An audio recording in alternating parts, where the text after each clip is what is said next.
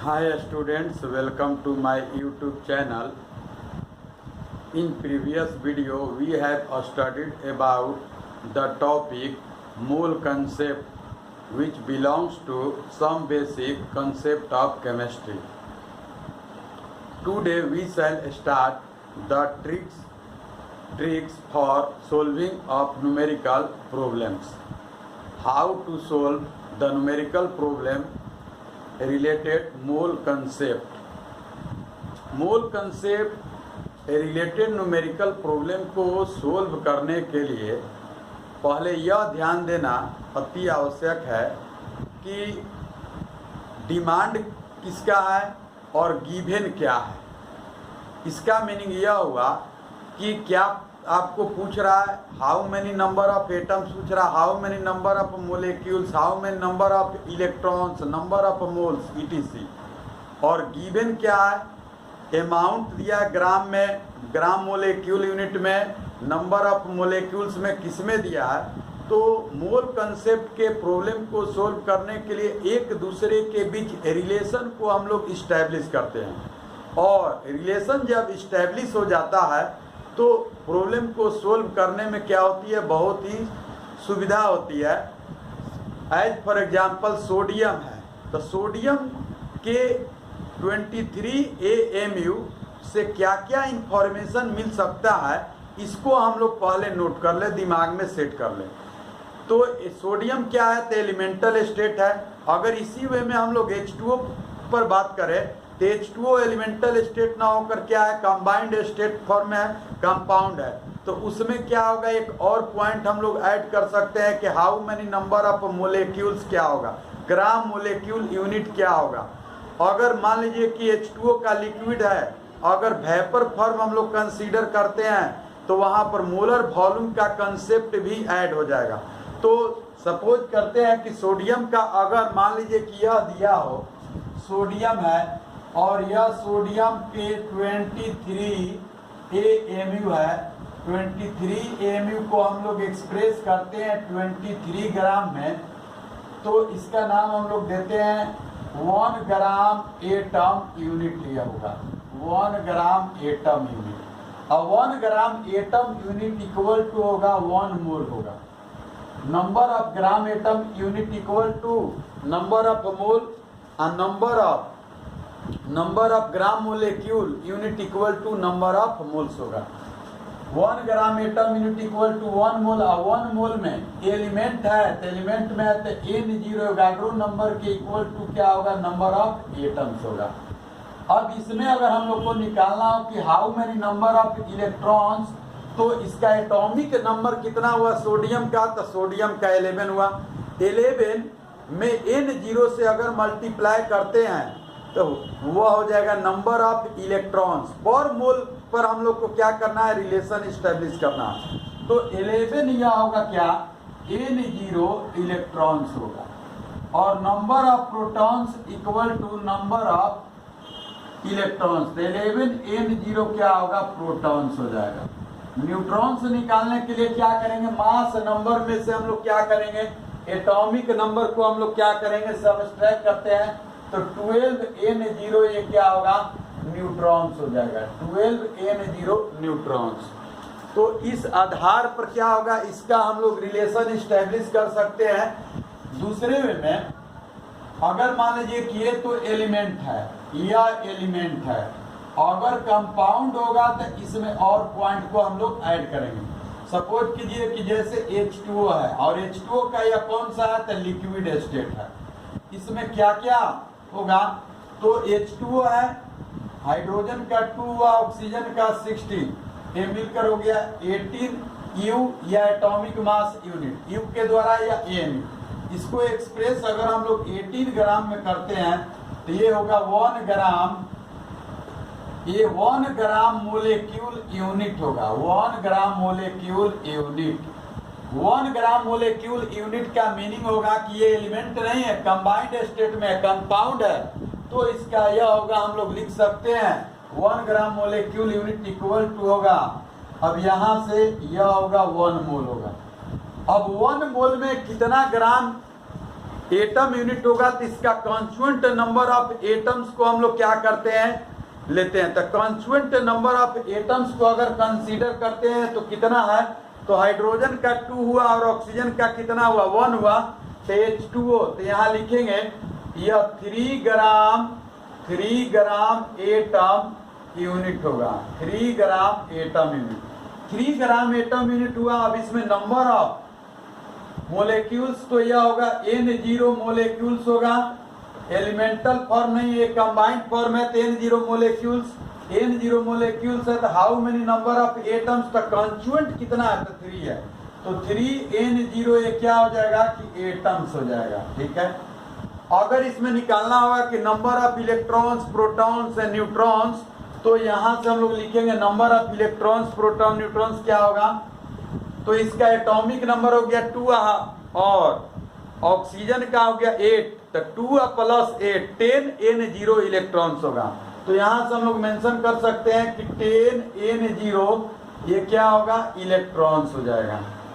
और number of proton से निकालना होगा तो सेम होगा 10N0 क्या होगा, प्रोटॉन्स हो जाएगा। न्यूट्रॉन से निकालना होगा तो कितना हो जाएगा, मास नंबर में से सब्ट्रैक्ट करेंगे एटॉमिक नंबर को, तो 18 में से 10 को, तो यह 8N0 क्या होगा, न्यूट्रॉन्स होगा, 8N0 न्यूट्रॉन्स। अब इस पर मोलर वॉल्यूम कंसेप्ट जो है अप्लाई नहीं होगा। मोलर वॉल्यूम कंसेप्ट किस पर अप्लाई होता है, तो मोलर वॉल्यूम कंसेप्ट को अप्लाई करते हैं ओनली फॉर गैसियस सबस्टेंस के लिए।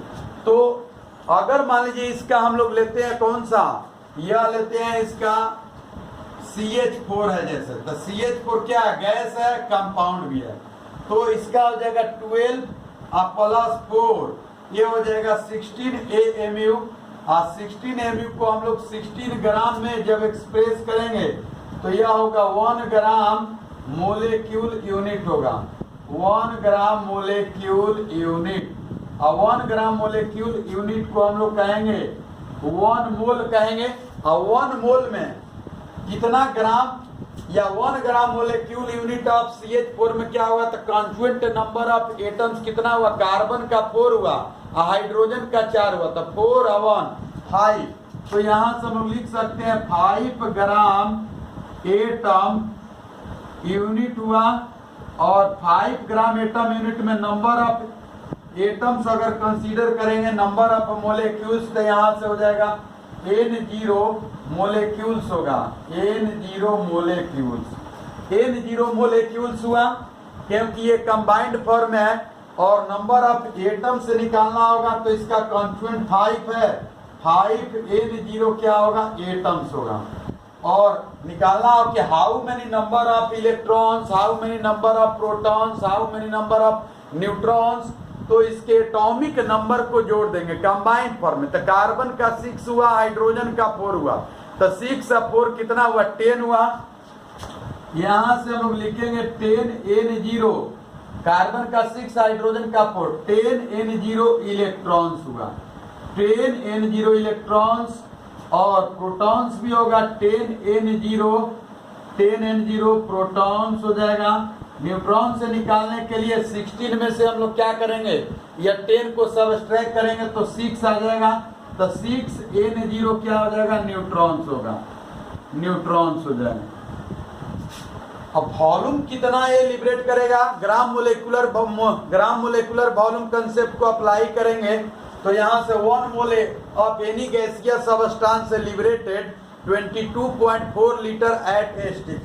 तो यहाँ से हम लोग लिख सकते हैं 22.4 लीटर एट STP, ये वैल्यू होगा, तो 22.4 लीटर एट STP। अब क्या है, इससे प्रॉब्लम जो होगा, large number of problems are develop. As for example, जैसे मान लीजिए कि आपको 1 ग्राम एटम यूनिट दिया हुआ, equal to 1 mole equal to N0 atoms, तो ये तो आपको स्टैंडर्ड रिफरेंस हो गया, हम लोग एक दूसरे से रिलेट कर लिए। अब मान लीजिए कि आपको गिवन है, गिवन अमाउंट है, अब पूछ रहा है कि number of gram atom unit, तो यहाँ से इसको हम लोग क्या करेंगे, रिलेशन करेंगे। अब जैसे 11.5 ग्राम दिया हो या 10 ग्राम दिया हो, तो और पूछ रहा how many number of gram atom unit, तो पूरे को ये हम लोग रिलेशन इस्टेब्लिश नहीं करेंगे, जो डिमांड है और क्या गिवन है। तो डिमांड है मान लीजिए how many number of gram atom unit, और गिवन क्या है अमाउंट इन ग्राम।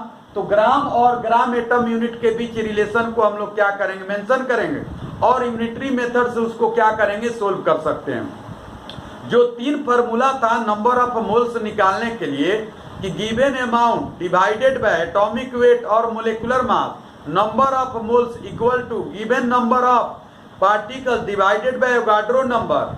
थर्ड था number of moles equal to given volume divided by 22.4 litre at STP। तो वह 3 जो फार्मूला है उसके द्वारा प्रॉब्लम को सोल्व तो करेंगे ही, लेकिन वो डायरेक्ट आपको फार्मूला लागू होगा। अगर क्वेश्चन जो है ट्विस्टेड किया हुआ है, एक दूसरे स्टेप में गैप है, तो उस प्रॉब्लम को हम लोग को सोल्व करने के लिए क्या करना होगा, स्टेप्स को क्या करना होगा, फॉलो करना होगा, तभी उस प्रॉब्लम को आसानी से हम लोग क्या कर सकते हैं, सोल्व कर सकते हैं। जैसे अब मान लीजिए कि आपको क्या है कि अमाउंट गिवन है और पूछ रहा है नंबर ऑफ मोल्स पूछ रहा है, तो यहाँ से इसको हम लोग रिलेट करेंगे। अगर मान लीजिए कि आपको मोल दिया हुआ है और पूछ रहा है नंबर ऑफ इलेक्ट्रॉन्स, तो यहाँ से इसको रिलेट करेंगे। अगर number of gram atom unit given है, पूछ रहा है आपको क्या नंबर ऑफ प्रोटॉन्स, तो यहाँ से इसको रिलेट करेंगे। अब सपोज कीजिए कि मोलर वॉल्यूम का कंसेप्ट तो एलिमेंटल फॉर्म पर अप्लीकेबल नहीं है और कंबाइंड फॉर्म में लिक्विड स्टेट पर भी अप्लीकेबल नहीं है। अगर मान लीजिए कि गैसियस सब्सटेंस है तो इसके ऊपर अप्लीकेबल है। तो यहाँ से अगर हम लोग कंसीडर करते हैं कि गिवन अमाउंट हो या 16 ग्राम पूछ रहा है कि मोलर वॉल्यूम, तो यहाँ से इसको हम लोग क्या करेंगे, रिलेट कर सकते हैं। अगर मान लीजिए सपोज कीजिए कि नंबर ऑफ एटम्स दिया हो और वॉल्यूम पूछ रहा है, तो इसको डायरेक्ट हम लोग क्या करेंगे, यहाँ से रिलेट कर सकते हैं। नंबर ऑफ ग्राम मोलेक्यूल दिया हो और पूछ रहा है कि नंबर ऑफ मोल्स पूछ रहा है, तो यहाँ से रिलेट इसको करेंगे। Number of gram atom unit दिया हुआ, आप पूछ रहा है आपको क्या नंबर ऑफ एटम्स पूछेगा, तो यहाँ से इसको रिलेट करेंगे। तो एक कंसेप्ट मिला कि number of gram molecule unit equal to number of moles और number of gram atom unit equal to number of moles होगा। एलिमेंटल फॉर्म के लिए number of gram atom unit equal to number of moles, और combined form के लिए compound के लिए number of gram molecule unit equal to number of moles होगा। ठीक है, तो एक सिंपल कंसेप्ट है कि जितना number of gram atom unit उतना ही number of moles in elemental state, in combined state में number of gram molecule unit equal to number of moles होगा। तो इस वे में हम लोग क्या करेंगे, रिलेशन को इस्टेब्लिश कर mole concept related numerical problem को हम लोग क्या करते हैं, सोल्व करते हैं। Tomorrow onwards we shall start the next topic, mole concept related numerical problems. Please subscribe, like, share and comment with friends. Thanks.